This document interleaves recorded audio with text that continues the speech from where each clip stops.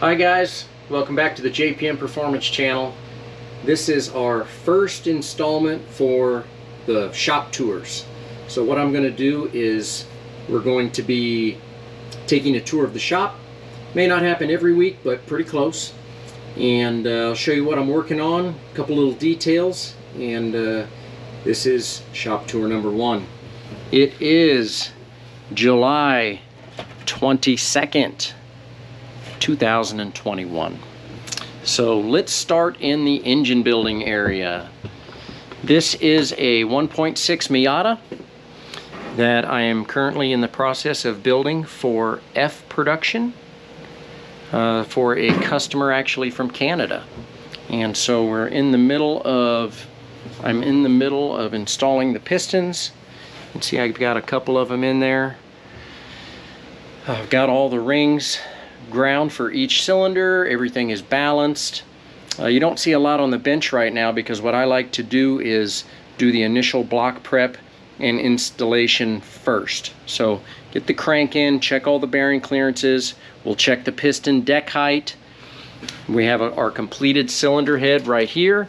So we will CC the combustion chambers, make sure of the thickness head gasket that we need so that we can run the proper compression, and then get the rest of the components ready, cleaned up and ready for install. So that's what's happening on the engine assembly area. Over here we have a set of AFCO racing shocks.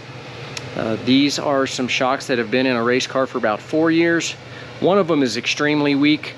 FYI, I would suggest to have your shocks checked and rebuilt, at least refreshened every 2 seasons is my suggestion. So no matter what you're running, whether it's AFCOs, MCS, Penske's, Olin's, whatever, always good to keep your shocks fresh and working properly. I'll have a new set of fuel injectors that came in that need to be tested, cleaned and flowed, and we'll get that completed. And the green hardtop F production Miata is completed. So the crew chief for the guy that owns the car was by this morning, and we did a full synopsis of going through the car, seeing what, you know, kind of showing him everything, showing him how everything works. You know, race cars are a little more complicated generally than street cars are, but I think that the car really turned out nice. I really like the way it looks. This green is actually a stock Mazda 2 color. It's kind of interesting that Mazda made a flashy green color for an economy car like that, but it's a good looking race car. I really dig it. So that's looking good, ready to be picked up. Hopefully the shipper is here within the next week to pick this car up. Got 3 cylinder heads with their respective valve trains ready to be worked on and then assembled. So we're getting close to that. And of course there's always engine parts and pieces. These are all different jobs. We've got Perry Simon's F production Miata, we've got Justin Elder's STL Miata, we've got a Cliff Ira Honda motor here in the corner. Steven Simon's new engine is there in the middle, and then this is Doug Weaver's parts and pieces that are going on that bench right over there. These are all the pieces that go with that motor. So, and then I just had a PBS transmission come in that needs a little work, a little refresh.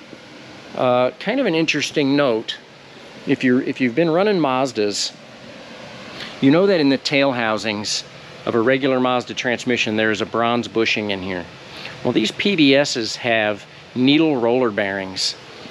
And if you do not run a hardened yoke, this is what is going to happen to your drive shaft. Look at the wear, and this was done in 1 weekend. All worn out because this is a stock non-hardened yoke. You can get away with using this in a stock transmission, but not in a PBS or an MCO. Don't do it. You can think about it. Don't do it. Prep continues for the runoffs for the BMW. Got some brake rotors machined. Was actually working on the brakes a little bit and had a little trouble with one of the caliper bolts. So went ahead and got on Turner Motorsports and got some new caliper bolts. No big deal, but this is the kind of thing that'll take you out of the runoffs if you're not checking this kind of stuff. So, and the little rubber plugs that go in the caliper sliders. So that's about all that's going on there for now. Just little breaks, working on my list, cleaning things up.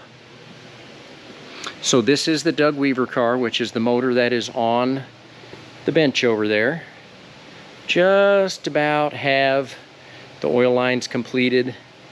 Obviously we can really get to wiring the car up and finishing all the lines and everything once the engine is in. So my goal is to really hit it pretty hard here and get the engine in this car pretty soon.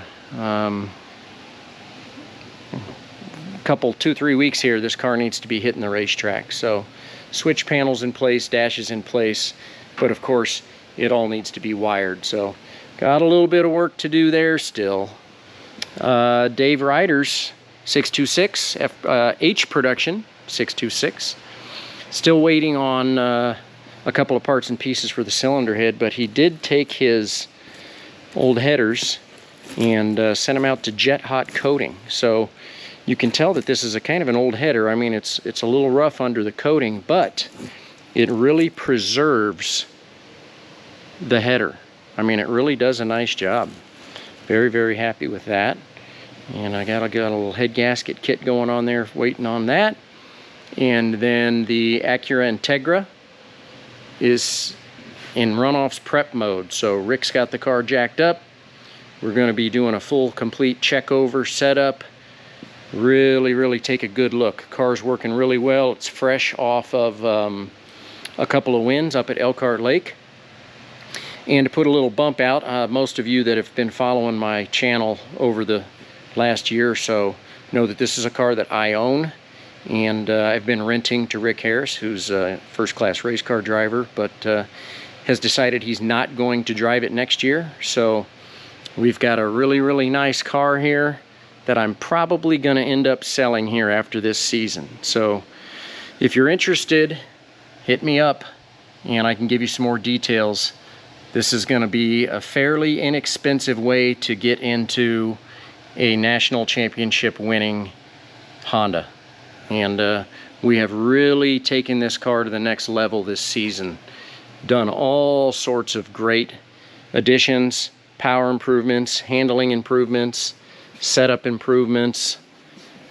Just kind of JPM'd it, as I like to say.